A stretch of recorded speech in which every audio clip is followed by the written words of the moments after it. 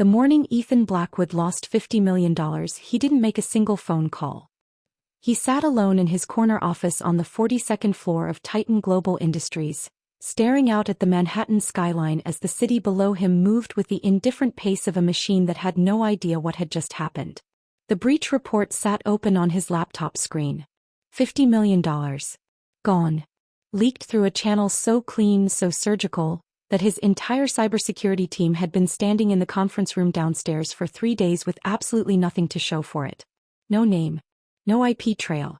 No fingerprints left on the wound. Ethan closed the laptop. He picked up the glass of whiskey that had been sitting untouched on his desk since 6 that morning, drank it in one long swallow and set the glass down without a sound. Then he made a decision that would change everything. He was going back in. Not as CEO. Not as the man whose face appeared on the cover of Forbes 3 years in a row. Not as the billionaire whose handshake had closed deals worth more than the GDP of small nations, whose name was attached to buildings and foundations and $400 plate charity dinners. He was going back as nobody. As a name on a transfer form. As a ghost walking the corridors of his own empire because the alternative was sitting on the 42nd floor watching it bleed out while a ghost walked those corridors for someone else. Whoever had stolen $50 million from Titan Global was still inside this building. They were still swiping their badge at the security turnstile every morning. Still sitting in the break rooms on the lower floors. Still smiling at colleagues in the elevator and asking about weekends and pretending to care about the quarterly numbers. The traitor was close enough that Ethan could feel them the way you feel weather coming in before the sky changes color. He wasn't going to find them from the 42nd floor. Ethan set down the empty glass and called his head of security. He spoke for exactly 40 seconds. Then he hung up. By the following Monday, Marcus Webb, operations analyst, level 3, newly transferred from the Chicago satellite office, had a badge, a desk on the 14th floor, and a clean employment history that his actual head of security had constructed overnight. Nobody looked twice at him. The 14th floor was nothing like the 42nd, and that difference was the point. Down here, the carpet was thinner and the fluorescent lighting hummed faintly above rows of desks arranged with the bleak efficiency of a call center. People ate lunch at their keyboards. They talked about traffic and streaming shows and which vending machine was broken again. It was the unremarkable interior life of a company, the part that kept the lights on and the systems running while the people on the higher floors made decisions and collected the credit. Ethan had spent 12 years building Titan Global into one of the most powerful private investment firms in the world. He had done it from the top and he had always believed he understood what the top was built on. Now, sitting at a desk that wobbled slightly on its left leg, surrounded by the ambient noise of a floor that didn't know who he wasn't so certain. He observed everything. He listened to conversations without appearing to listen. He logged network access times and tracked who was in the building after hours and documented every pattern that repeated more than twice. He was looking for the specific kind of person who didn't fit, who was too careful, too available, too perfectly placed to miss anything while appearing to miss everything. For 3 weeks he found nothing he could use. Then he met Sophia Carter. She was the executive assistant assigned to the operations division, which meant she was nominally the assistant to the division's VP. But in practice she was the connective tissue that held the entire floor together. She managed schedules, filtered information, produced documentation that should have taken a team to compile, and did all of it without any visible effort and no apparent interest in being noticed for it. She was sharp in a way that didn't announce itself. She didn't talk over people or volunteer opinions that hadn't been asked for. She didn't negotiate attention the way most ambitious people in corporate environments did, treating every interaction as an opportunity to remind the room that they were capable. When the VP of operations came barreling down the corridor on a Thursday morning demanding that a board summary be ready in 40 minutes, Sophia had it on his desk in 32, formatted exactly the way the board preferred, without a single error. When a server compliance issue flagged on a Friday afternoon as the floor was emptying out for the weekend, Sophia stayed. She solved it. She left no note claiming credit and sent no email flagging what she'd done. Ethan watched her the way a chess player watches a board, carefully without hurry looking for the pattern underneath the moves. What he found at first was nothing suspicious. She was extraordinarily competent. She was precise. She cared about the quality of her work in a way that most people in large corporations stopped caring about somewhere around their 3rd annual performance review, when the gap between effort and reward became too obvious to ignore. She had the rare quality of someone who did good work because the work mattered to her, not because anyone was watching. He found himself relying on her before he had consciously decided to. When the operations database threw a cascading error on a quarterly allocation report, the kind of error that would have taken Ethan, as Marcus Webb, several days to trace without drawing attention to himself, Sophia identified the source in under an hour and walked him through the fix without making him feel like someone who should have caught it himself. She explained things the way people explain things when they genuinely enjoy the subject and want the other person to understand it, not just to be grateful. When a vendor meeting nearly collapsed because a documentation gap threatened to expose a compliance discrepancy, she produced the missing contracts from a filing archive that technically didn't appear on the official system directory, organized under a naming convention so methodical it looked like it had been placed there by someone who knew years in advance that it would be needed. She was the most competent person on the 14th floor. Ethan was increasingly certain she was the most competent person in the building, and he had spent enough years in rooms full of brilliant people to trust that judgment. He told himself to be careful about that instinct. Competence was exactly the quality you would cultivate in a planted operative. He told himself to keep watching. And then came the Tuesday night that changed everything. It was close to 10 o'clock. The floor had been empty for hours. Ethan was running a deep background audit on the network access logs, the kind of granular, invisible work that required both an empty room and credentials that Marcus Webb didn't technically possess, when he heard a voice from the small conference room at the far end of the hall. The door was cracked open. The lights inside were off.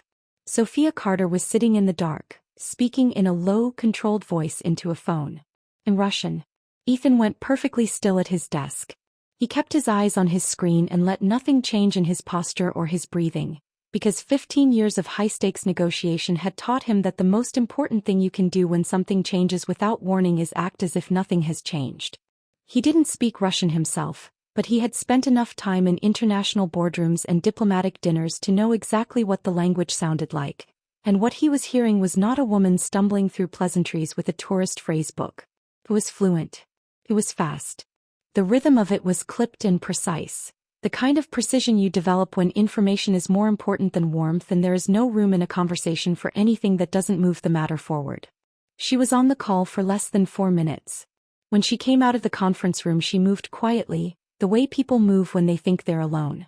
She passed within 10 feet of Ethan's desk without glancing at him, picked up her bag from beside her chair, and left the floor without a word. Ethan stayed at his desk for a long time after the sound of the elevator doors had closed. The next morning he arrived 2 hours before anyone else. He logged in under his real credentials, the ones that existed 3 levels above Marcus Webb's clearance, and ran a full software trace on every application Sophia had accessed over the last 6 months. Most of it was exactly what it should have been. Calendar. Document management. The standard surface of an executive assistant's working life. But buried inside a utilities folder labeled Archive Tools was a piece of software that Ethan recognized the moment he saw the file signature. It was military-grade encryption software. The specific kind used by intelligence contractors and government-adjacent private firms. Not available through commercial channels. Not something you found on a corporate server through any normal procurement process. The kind of tool that required, at minimum, a significant security clearance just to know it existed. Ethan leaned back in his chair and stared at the ceiling for a long time. Sophia Carter was not an operations assistant. He built the trap carefully and without haste. It took 5 days. He invented a merger from nothing. Not a vague rumor. A fully constructed fiction with a complete document trail behind it. He created the paperwork, the internal email chain, the due diligence summary, and the preliminary term sheet, and he seeded all of it across exactly 3 access points within the Titan Global Document Management System. The merger was called Project Meridian. The stated value was $4.2 billion. The target was a European logistics firm with no public profile but a very specific operational infrastructure that Titan Global's biggest rival, Vance Capital, had been studying for years. He gave Sophia access to 2 of the 3 document nodes. Not directly. Not in any way that announced itself. He simply ensured that the files were discoverable to someone with the right tools who was actively looking, and then he settled in to watch. 48 hours later, Vance Capital's CEO dispatched a broker to make a quiet preliminary inquiry about the European logistics firm. It was subtle, the kind of move designed to look like routine competitive intelligence. A preliminary inquiry through a third-party broker. Due diligence at a distance. But Ethan had been watching for exactly this, and when the signal appeared in the monitoring system he had set up 3 days earlier, it landed on him with the full weight of a confirmation he had been both chasing and quietly dreading. Sophia Carter had leaked the information. He sat with that fact for a long time. He had expected to feel something clean and hard. The satisfaction of a completed investigation, the cold certainty of a traitor identified. Instead, what he felt was something more complicated because somewhere between the network audits and the late evenings and the quiet accumulation of trust that had built across weeks of shared work, something had shifted. He had stopped experiencing Sophia as a variable to be studied and started experiencing her as something else entirely. The confirmation that she was a spy landed on him like a betrayal, and that told him more about his own position than he was comfortable knowing. He didn't move on her immediately. He went deeper first. He pulled her real file through the intelligence community contacts he had built over 2 decades at the top of the financial world. Not the polished HR record that Titan Global system contained, but the kind of background investigation that cost serious money and went to serious places. What came back 4 days later was 43 pages about a woman who had no verifiable existence before 7 years ago. The name Sophia Carter was a construction, clean, professional, and perfectly assembled. The woman operating under it had trained in intelligence operations in a program that no longer officially existed. She was fluent in 4 languages. She had spent the 4 years prior to her Titan Global placement embedded inside 3 separate corporations as a deep cover operative for a private intelligence firm with one exclusive client. Vance Capital. Sophia Carter was a spy. A real one with real training and a real handler and a real mission. And she had been sitting 30 feet from Ethan's undercover desk for months while he watched everyone except her. But the deeper he went, the less the picture made sense. Sophia had been inside Titan Global for almost 2 years before Ethan went undercover. In that time, she had unrestricted access to enough classified strategic intelligence to have destroyed the company completely and permanently. Project Atlas, a sovereign debt restructuring mechanism that, leaked at the wrong moment, would have triggered regulatory investigations across 3 continents. The Midlands capital negotiations. The offshore holding structure that a dozen institutional partners had trusted Titan Global to protect absolutely. Any single one of those leaks would have been a disaster. All of them together would have been the end. None of them had leaked. Ethan pulled the security incident logs going back 18 months and went through them line by line. In that time frame, there had been 3 separate internal sabotage attempts. Not external hacks, but deliberate inside efforts to corrupt Titan Global's operations. 2 involved compromised financial projections planted in the system to create false reporting exposure. 1 was a coordinated effort to file falsified regulatory documents that, if they had gone through, would have triggered a federal investigation. All 3 had been neutralized before they caused serious damage. All 3 had been caught and flagged by the same internal account. Sophia's account. She had been stopping attacks, not launching them. Ethan ran the data 3 times because he didn't trust the first 2 results. He cross-referenced the timestamps. He checked the metadata. He pulled the audit trails for every action associated with her credentials over the entire period, looking for any sign of manipulation or planted exculpatory evidence. Every time the answer came back the same. The woman he had confirmed as an enemy operative had been functioning for 18 months, as the most effective internal security asset Titan Global possessed. And she had done it invisibly, without pay, without recognition, and without anyone in the company knowing it was happening. He needed to understand why. And the only way to understand it was to walk through the door he had been building toward for months. The International Business Summit in Geneva was the kind of event where the future of industries was decided in conversations that never showed up in meeting notes. 4 days of panels, dinners, and structured networking in a hotel that cost more per night than most people's monthly rent, with a view of Lake Geneva that made even the most cynical attendees pause for a moment before returning to their phones. Titan Global and Vance Capital were both on the agenda for the 3rd day, back-to-back presentation slots in front of the same pool of institutional investors, both positioning for a capital commitment that could determine the balance of power in a hostile takeover battle that had been quietly escalating for 2 years. Whoever walked out of that room with the investor's confidence would have the leverage to end it. Ethan flew to Geneva as himself. He checked into the Summit Hotel under his real name, wearing a suit that cost more than Marcus Webb earned in a month, and moved through the welcome reception with the composed authority of a man who had already made his decision and was at peace with what it required. He had located Sophia's suite before he arrived. The room was registered under a consulting company name he recognized from the intelligence file as one of 4 shell entities Vance Capital used for covert operational logistics. 4th floor. Northeast corner. He took the stairs. He knocked once.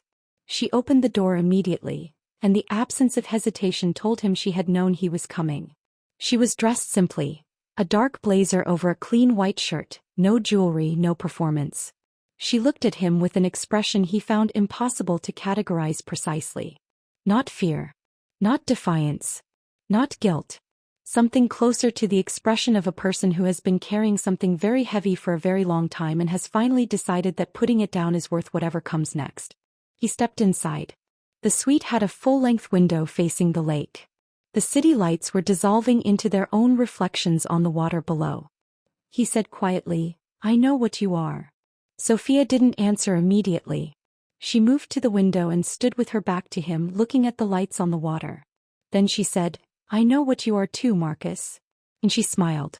The silence that followed was the kind that reorganizes the meaning of everything that came before it. Ethan hadn't been caught off guard in a professional context since he was in his mid-20s and still learning what it cost to underestimate a room. He had spent 20 years making sure it never happened again. But standing in a Geneva hotel suite while the woman he had been investigating for months turned his own cover back on him with a calm smile, he felt the ground shift in a way that was both unsettling and, somewhere underneath that, clarifying. "How long?" he asked. She turned from the window. "Week 3, she said. "You used your actual login credentials one Tuesday night for 11 minutes when you believed the floor was clear." A slight pause. It wasn't entirely clear. Ethan said nothing. "There were other things," she continued. "The way you organized incident reports, short declarative sentences, active voice, no qualifiers when you were frustrated. That's a very specific rhetorical pattern. I've read enough of Ethan Blackwood's public statements and earnings calls to recognize the signature." She folded her arms lightly across her chest, not defensively, but with the ease of someone settling into a conversation they've been preparing for. "The way you held your coffee cup. The way your posture changed when you were genuinely interested in something versus when you were performing interest. Small things. Consistent things." She looked at him steadily. "You're a very effective analyst, Mr. Blackwood. You're a considerably better CEO. And for all those weeks," he said, "you said nothing." "No. Why?" She crossed the room slowly, picked up a glass of water from the credenza near the desk, and looked at it for a moment before answering. "Because I needed more time." "For what?" "To finish what I came here to finish." She set the glass down. Then she looked at him directly, and what Ethan found in her face was not the controlled performance of an operative managing a cover. It was something more stripped down than that, exhausted and careful and entirely uncomfortably real. "I was deployed inside Titan Global 2 years ago by Vance Capital's intelligence division," she said. "Full-spectrum penetration. Financial architecture, strategic positioning, personnel vulnerability mapping. Everything they needed to understand your company well enough to take it apart before they moved for the acquisition." "I know," Ethan said. "What you don't know," she said, "is what I found when I actually started looking." She moved to the desk, opened the bottom drawer and lifted out a slim matte black external drive. "Vance Capital is not a conventional competitor," she said. 8 months into my placement I found the first document. Then a second. Then a pattern I couldn't explain any other way. She set the drive on the desk between them. "They have been systematically manipulating commodity markets across 6 sectors for at least 4 years. They build artificial liquidity crises, deliberate, engineered contractions, and use them to force smaller firms into distressed sales, which they complete through shell acquisition vehicles at a fraction of real value. The target companies never know what hit them. The market record looks like bad luck." She kept her voice level, factual, the tone of someone reading from a report rather than making accusations. They have been fabricating regulatory documents and planting them inside firms that refuse to cooperate with acquisition overtures. 2 executives are currently facing federal charges for financial crimes that Vance Capital's operatives manufactured. One of them has a family. He's going to spend the rest of his professional life defending himself against something he never did. The room was very quiet. I stopped transmitting your information the day I confirmed what they were doing, Sophia said. Every piece of access I have had since then has gone toward building an evidence set comprehensive enough to survive a federal prosecution. Not for Titan Global. Not for myself. For the people they destroyed to get here. Ethan looked at the drive on the desk. You've been running a counter-operation, he said slowly. From inside their own mission. I was never loyal to their mission, she said. I was positioned inside it. There's a difference. They talked for 4 hours straight. Outside the suite window, Geneva moved through its quiet evening, its lights carrying across the dark water with the indifference of a city that had seen centuries of consequential conversations and would see centuries more. Inside, 2 people who had been operating on parallel tracks of concealment for months finally spoke without any of the insulation those tracks required. Sophia walked him through everything. The market manipulation architecture, how it was structured, which instruments were used, how the timing of the artificial contractions was coordinated with the shell acquisition vehicles. The regulatory document fabrication. The specific mechanism, the people who authorized it, the 2 executives whose reputations had been destroyed by it. The intelligence network that Vance Capital had been running for years through a private contractor who appeared in no public records and operated under a service agreement buried inside a holding company registered in a jurisdiction with no disclosure requirements. It was meticulous. It was thorough. It was the kind of evidence that had required 18 months of invisible work inside an organization that would have ended her if they had ever suspected she was building it. Ethan listened without interrupting until she was done. Then he said, "Tomorrow's presentation.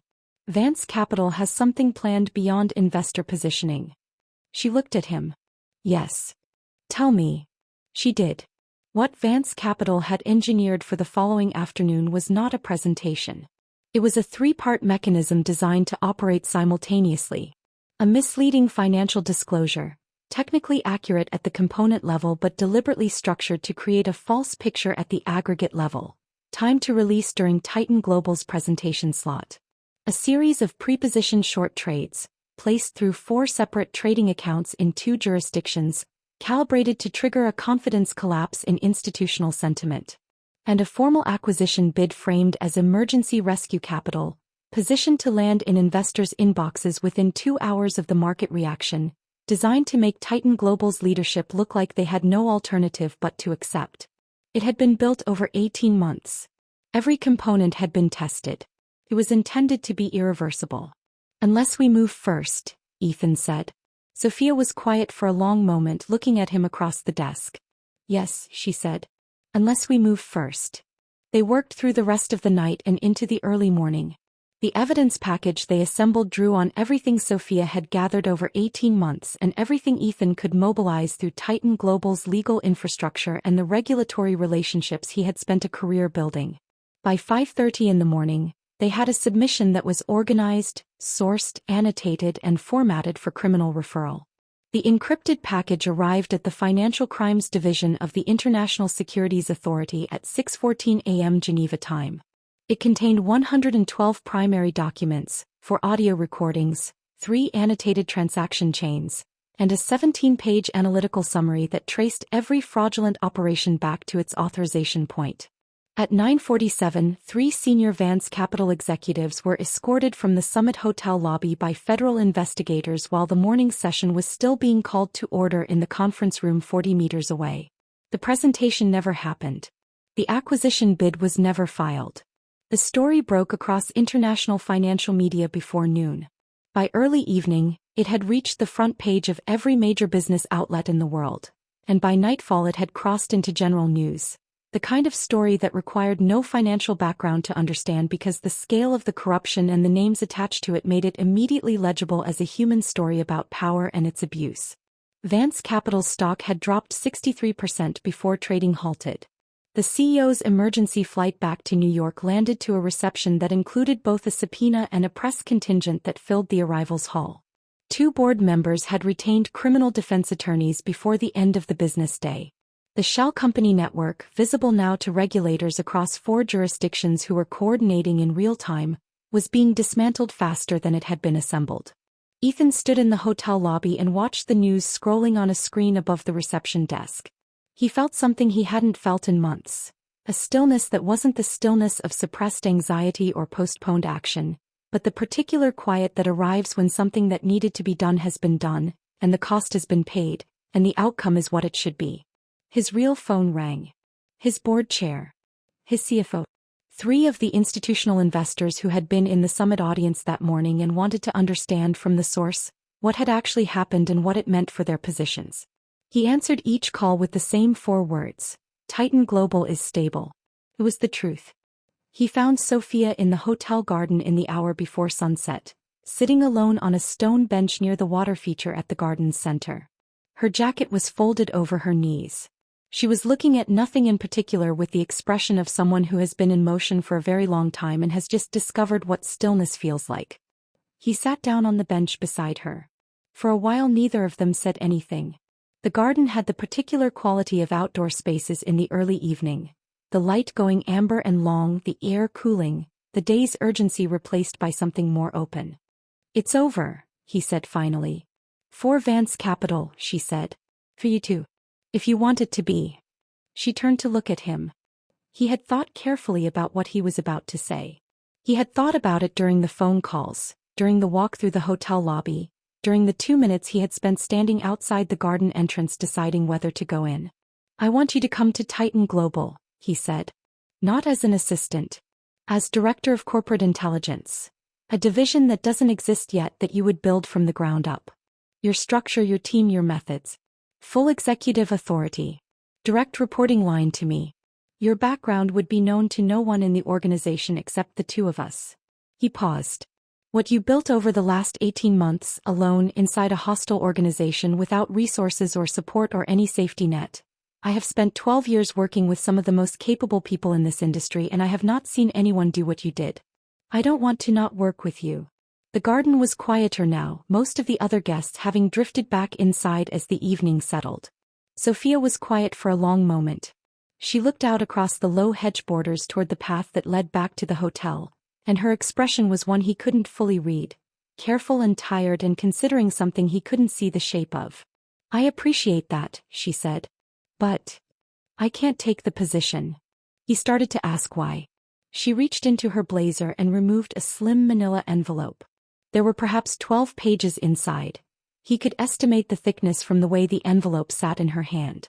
She held it out to him without looking at him directly. "Before you ask me anything," she said, "read this first." Ethan took the envelope. Inside was a single report, spare, clean, organized with the same calibrated precision he had come to associate with everything she produced. A financial intelligence summary. 8 pages of transaction records and wire transfers and corporate ownership mapping, with annotations written in her handwriting in the margins explaining what each document meant and how it connected to the next. He read the first page carefully, then the second. He turned to the third page and somewhere in the middle of the second paragraph, the garden went quiet in a way that had nothing to do with sound. The report traced the original financing of Vance Capital's hostile campaign against Titan Global. Not the operational funding for the market manipulation or the intelligence contractor, but the foundational capital. The money that had been committed 7 years ago to build the long-range strategy, the intelligence apparatus, the shell acquisition framework. The money without which none of what had happened over the last 2 years would have been possible. The trail led through 6 holding companies in 4 jurisdictions. The structure was exactly the kind of architecture that gets built when someone needs an origin to stay invisible permanently. Complex enough to discourage most investigations, stable enough to last decades. But Sophia had found the thread. She had followed it backward from the most recent transaction to the oldest and through 11 intermediate entities to a single terminal source. A private family trust. Ethan recognized the trust name before his mind had fully processed the implication of seeing it here. He knew that trust. He had signed distribution documents for it. He had sat across a dining room table from the trustee at a family dinner the previous October and had a conversation about the future of the firm that he now understood.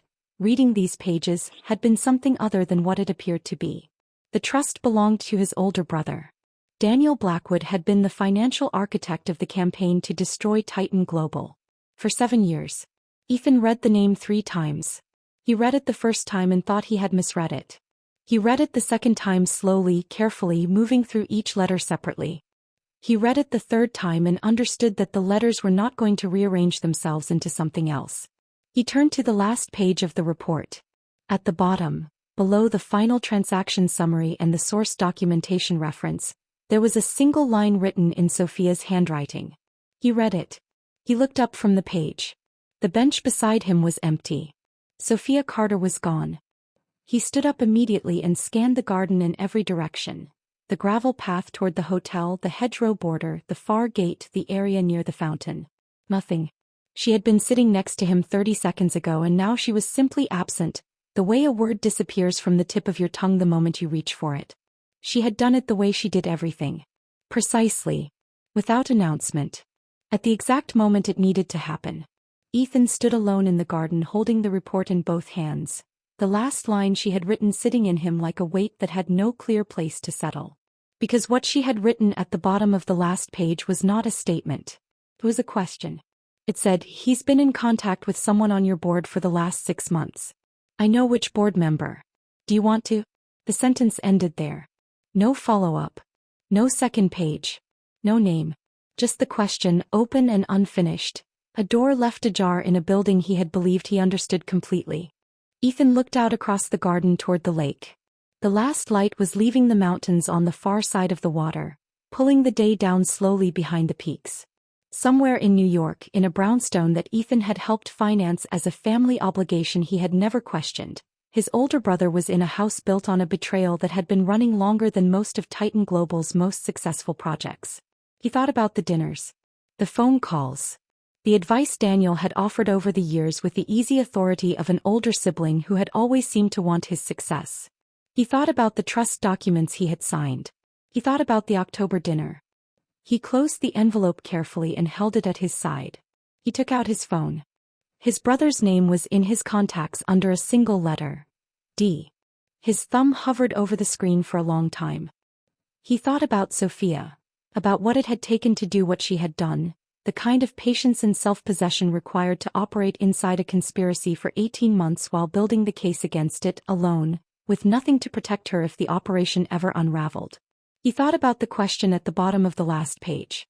He thought about the name of the board member she hadn't written. He put the phone back in his pocket without making the call. Not yet.